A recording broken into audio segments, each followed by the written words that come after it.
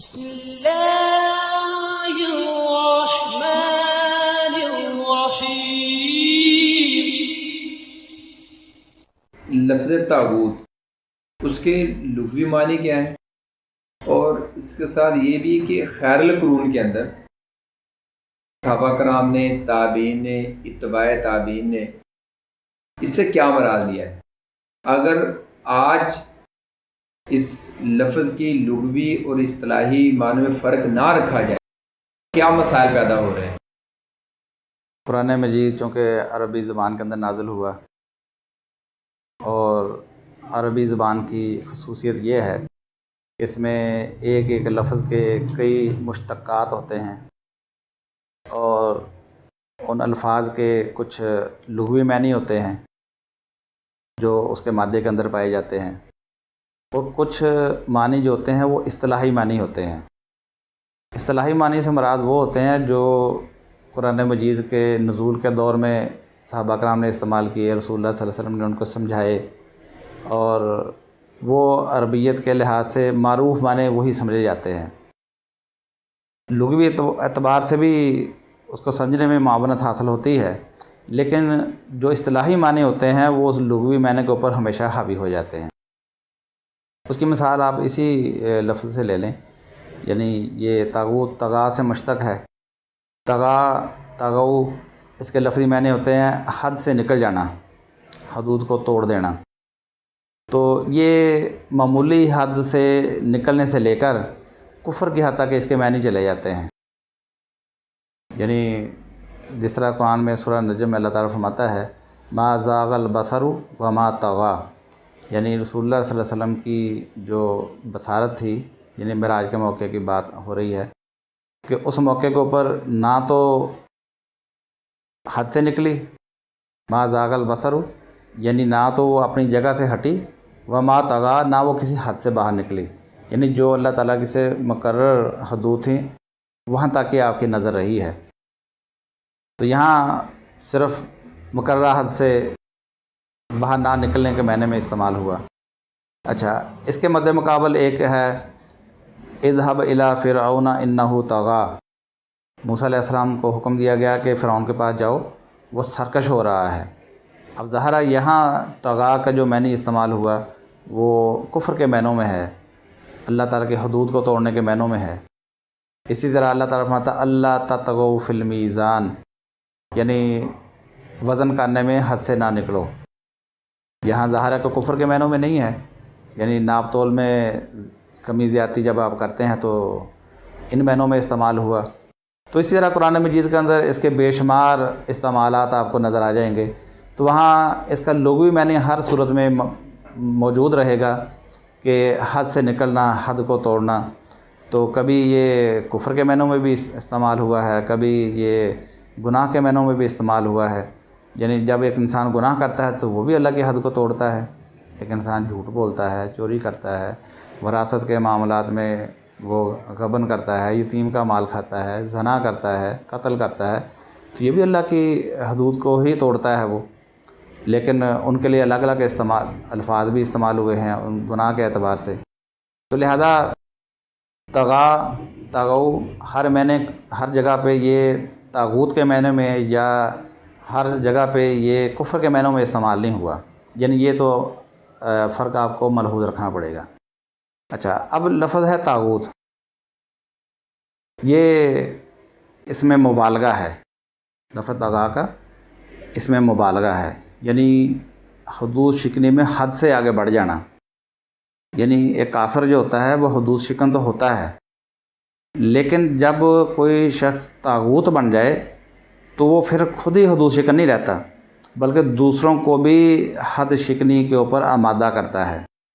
جبری طور پر بھی اور دلائل کے ساتھ بھی، کسی نہ کسی طریقے سے وہ دوسروں کو بھی حد شکنی، یعنی اللہ کی حدود اسلام ہیں،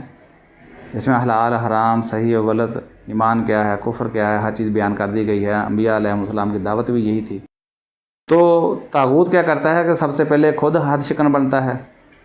کفر کو اختیار کرتا ہے، جیسا ابلیس کا کردار ہے۔ سب سے پہلے اللہ تعالیٰ فرماتا ہے کہ جب اس سے کہا گیا کہ آدم کو سجدہ کرو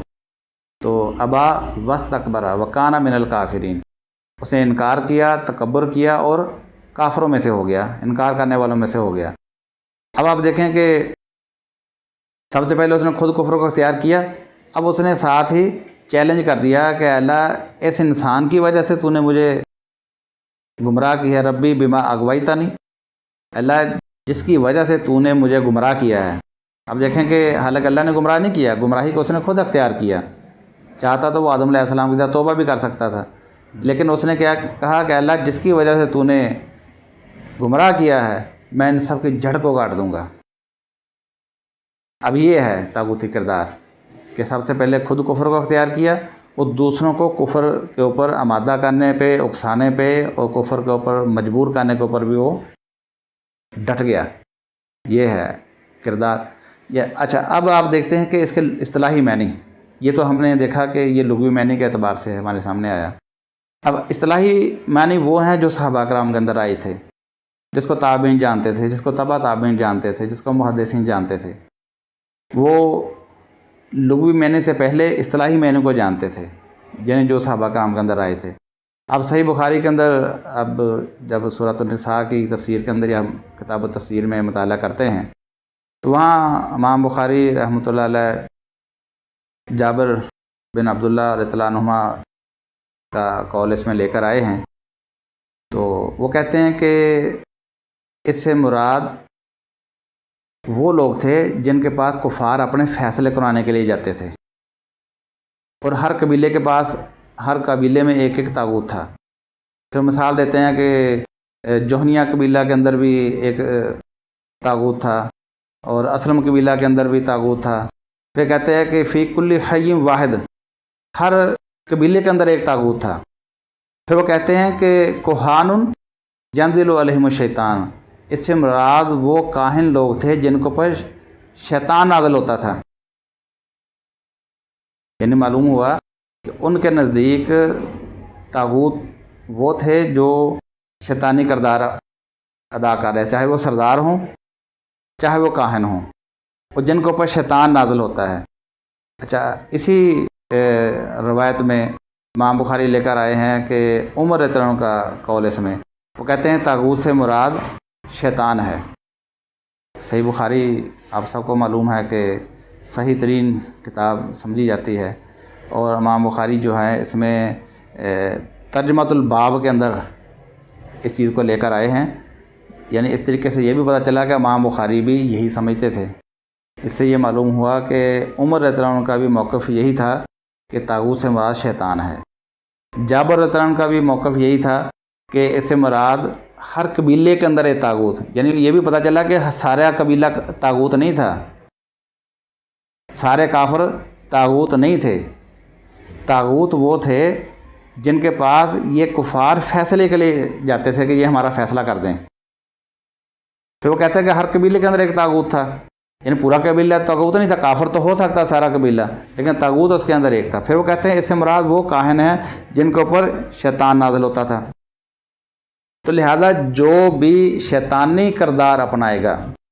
شیطانی کردار کیا ہے؟ کفر کو اختیار کرنا اور دوسروں کو کفر کے اوپر آمادہ کرنا۔ تو یہ اس کے اصطلاحی معنی ہیں، سب نے یہی بیان کیے ہیں۔ اچھا، بعض نے اس میں اس کے معنی بت بھی بیان کیے ہیں، طاغوت کے معنی بت بھی بیان ہوئے ہیں۔ اچھا جی، سوال یہ پیدا ہو جاتا ہے کہ بت طاغوت کس طرح ہو گیا؟ ذہن میں تو یہ بات آتی ہے، بت تو کسی کو گمراہی کے اوپر آمادہ نہیں کرتا، بت تو کسی کو یہ نہیں کہتا کہ مجھے پوجو، لیکن بتوں کے متعلق وہ جو نظریات پھیلا دیے گئے ہوتے ہیں، وہ جو دیو مالائی کہانیاں مشہور کر دی گئی ہوتی ہیں، وہ جو ان کی کرامتیں مشہور کر دی گئی ہوتی ہیں، وہ جو ان کی ایک پوری میتھالوجی سیٹ کر دی گئی ہوتی ہے کہ یہ